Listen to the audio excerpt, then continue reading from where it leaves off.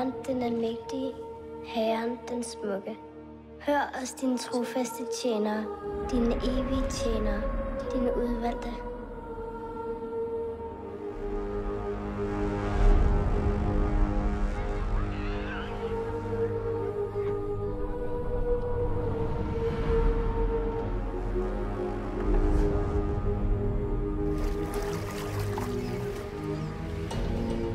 Hvorfor tror du, flaskeposten kom ned til os, Karl?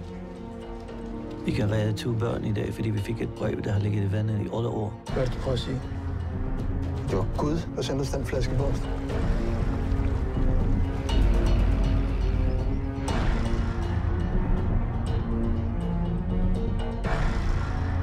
I lovede, at I ville hjælpe.